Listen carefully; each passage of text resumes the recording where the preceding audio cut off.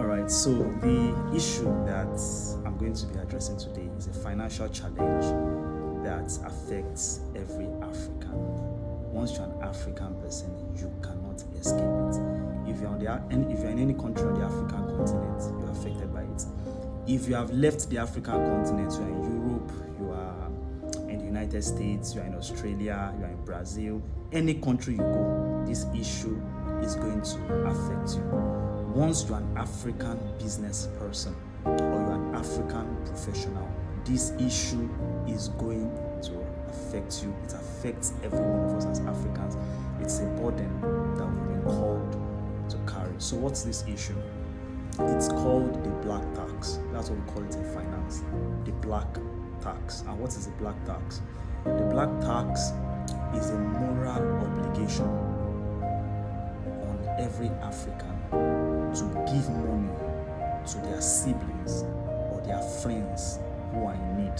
It's a moral responsibility, a moral burden, a moral pressure for us to give money to people around us, our siblings, our family who are in need. And why do we as Africans particularly face this financial challenge? It is because we come from a challenged economy. We come from an underdeveloped country, most of us, and so we would always have a family member, a loved one, a childhood friend who are in dire financial needs. And this thing is a recurrent cycle. It never ends. As a matter of fact, if you've left Africa, the challenge is going to be greater on you, because once you leave Africa, people just have this notion in their mind that this person is into money. So we can keep, it's like a money tree. We can squeeze out all the money in their body.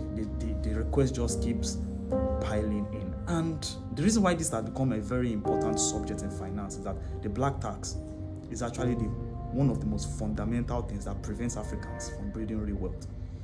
It's one of the things that makes Africans to be unable to scale their wealth, because as the income is coming in, either as a business owner, as a professional, the requests are just coming left, right, and center. I remember an incident that happened in 2022 with a young guy that had put me in a position of a mentor, as the case may be. He came to my house one night and I was cried so much. So I asked him what's going on. He was into forex trading and he had traded to his last capital, which was 10,000. And he told me that, John, once I trade this money, I'm done for. If I don't hit it with this money, I'm done. This is all I have.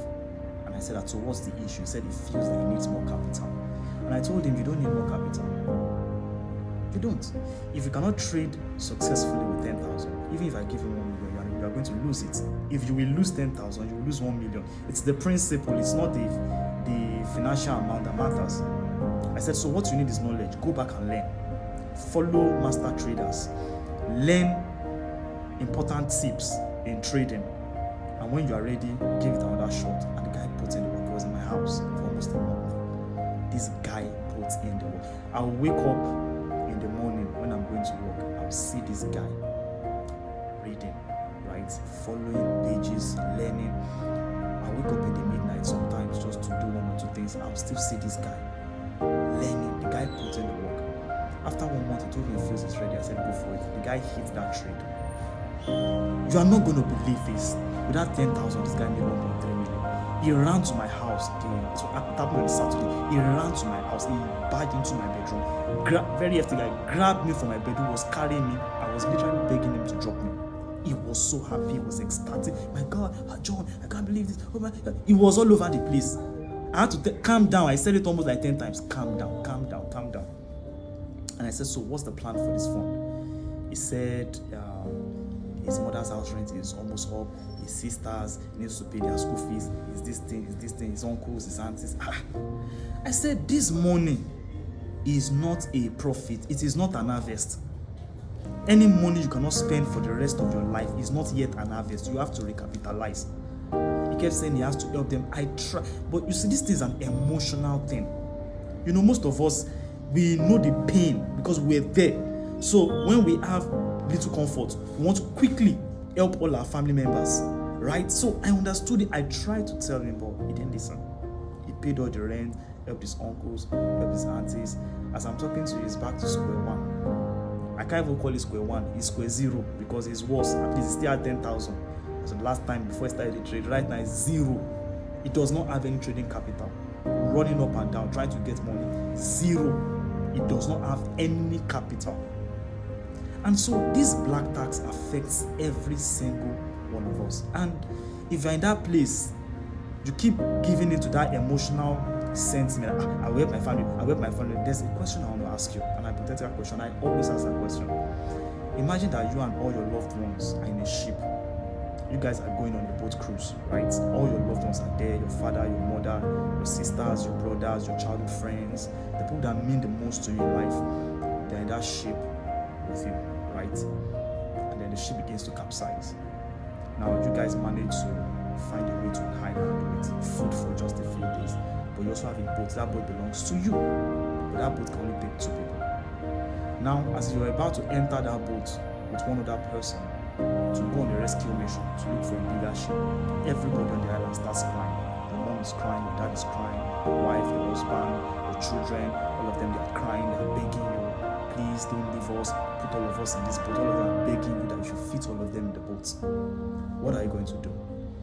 Are you going to leave all of them on the island and go and get that bigger ship? Or are you going to try to fit all of them into that boat? Every time I ask the question, the answer that Africans give to me is that they are going to leave everybody on the island and go and get a bigger boat. That's a logical answer. But in the real daily application of this principle, what most of us will do as Africans is we try to fit everybody into the boat. Of course, what is going to happen when we do that is that the boat is going to capsize. The people that we are trying to save, they will die. We that we are trying to save them will also die. And that is how the black tax works. You must be able to say no. So how do you manage the black tax? Simple. You manage the black tax by budgeting your generosity. I'll say it again.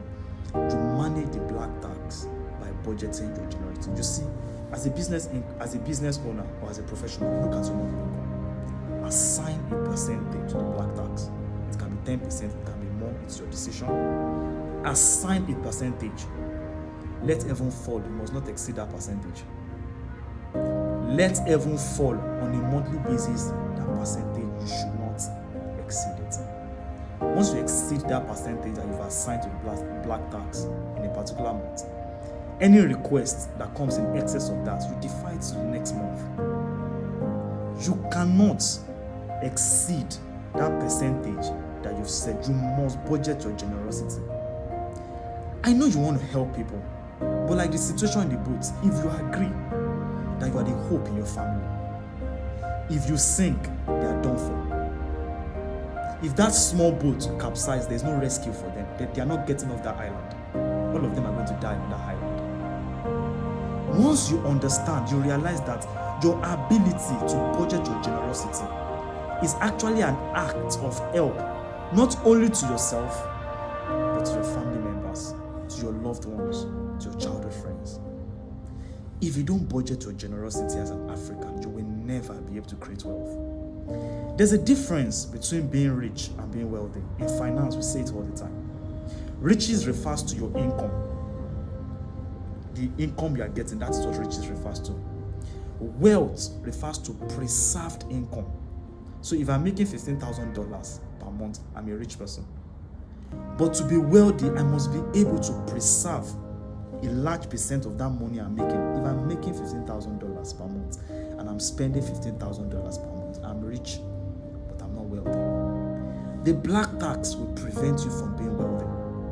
And if you don't create wealth, once there's a simple shock to your finance, you will go down. Every other person that is depending on you will go down as well. And so it's important for every single one of us to manage the black tax. As an African person, you cannot escape it.